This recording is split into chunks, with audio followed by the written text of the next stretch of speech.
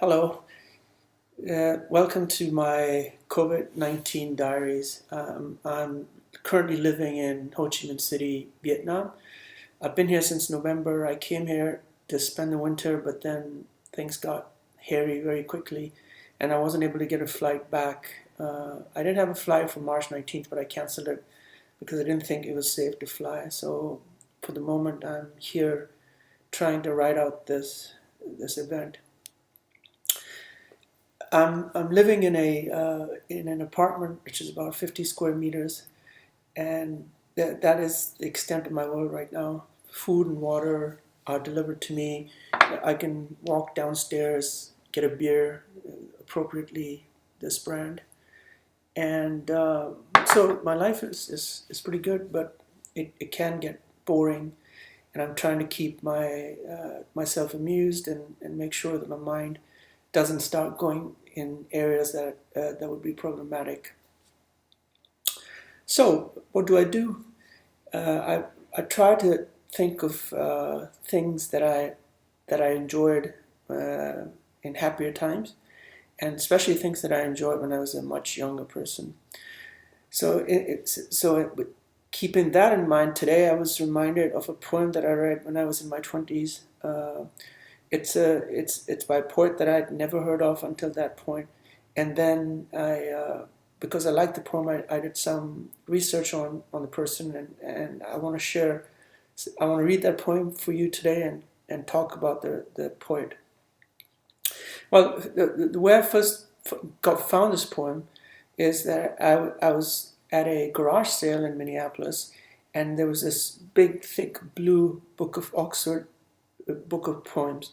It was the 1922 Arthur Quiller Couch edition, which is quite popular. I think this is the edition that Horace Rumpole, of the English barrister, always quotes poems from this particular edition. Anyway, I bought this book. I took it home and I was just thumbing through it, and I found this poem. It was called Love and Age by Thomas Love Peacock. Now, Thomas Love Peacock is a fantastic name for a poet, and he turned out to be a pretty good find. So Thomas Love Peacock he was born in the 1700s, died in the 1800s, spent most of his life working as a mid-level functionary for the East India Company. The East India Company, for those who don't know, was a mercantile semi-private company set up in Britain to trade with what is now India, and it's the one that actually started the colonization of India on behalf of Britain. Anyway, so Thomas Love Peacock spent his days as a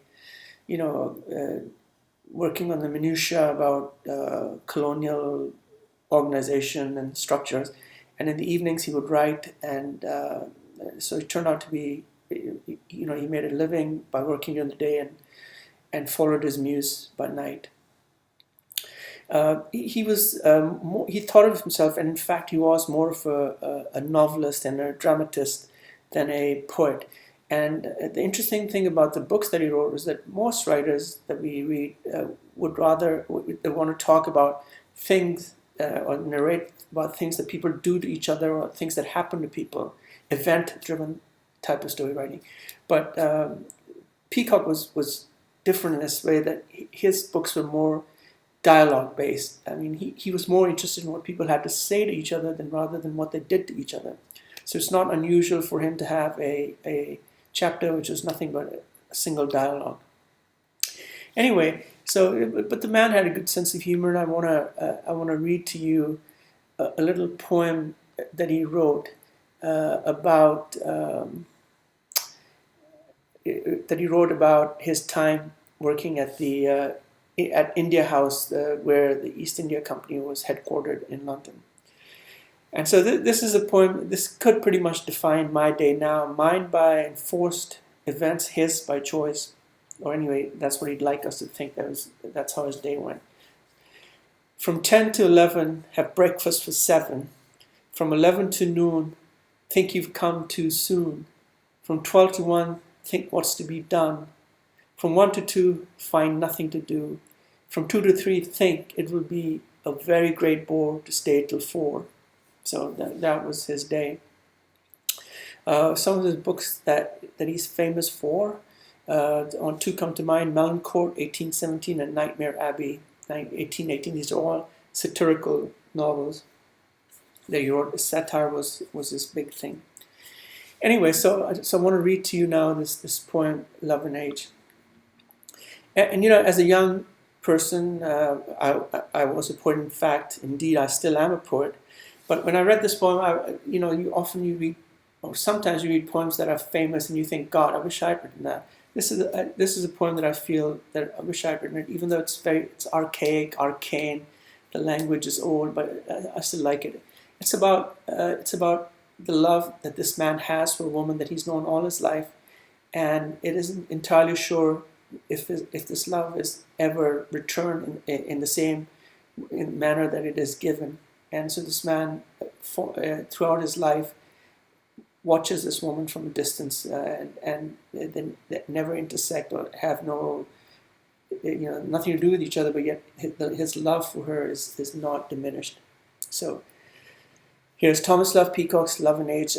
As I've said before, I'm not the greatest reader in the world, but I like what I like, so I'm going to read this for you. I hope you like it. I played with you mid cowslips blowing, when I was 6 and you were 4, when garlands weaving, flower balls throwing, were pleasures soon to please no more. Through groves and meads, o'er grass and heather, with little playmates to and fro, we'd wandered hand in hand together, but that was 60 years ago. You grew a lovely rosette maiden, and still our early love was strong. Still with no care our days were laden, they glided joyously along. And I did love you very dearly, how dearly words want power to show. I thought your heart was touched as nearly, but that was 50 years ago. Then other lovers came around you, your beauty grew from year to year, and many a splendid circle found you, the center of its glittering sphere. I saw you then, first vows forsaking, on ranks and wealth your hand bestow. Oh, then I thought my heart was breaking, but that was 40 years ago. And I lived on, to wed another, no cause she gave me to repine, and when I heard you were a mother, I did not wish the children mine.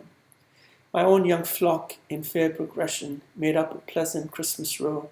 My joy in them was past expression, but that was 30 years ago. You grew a matron, plump and comely, you dwelt in fashion's brightest blaze.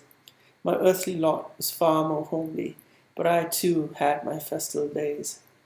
No merrier eyes had ever glistened round the hearthstone's wintry glow than when my youngest child was christened, but that was 20 years ago. Time passed, my eldest girl was married, and now I am a grandsire grey. One pet of 4 years old I've carried, among the wildflowered meads to play. In our fields of childish pleasure, where now as then the cowslips blow, she fills a basket's ample measure, and that is not 10 years ago. But through first loves and passion blindness has passed away in colder light, I still have thought of you with kindness, and shall do till our last good night. The ever-rolling, silent hours will bring a time we shall not know, when our young days of gathering flowers will be 100 years ago. That's Thomas Love Peacock with Love and Age. I hope you liked it. I hope you'll stay safe, stay indoors, take care of yourselves, protect yourselves, and I hope that you all live to see the other side of this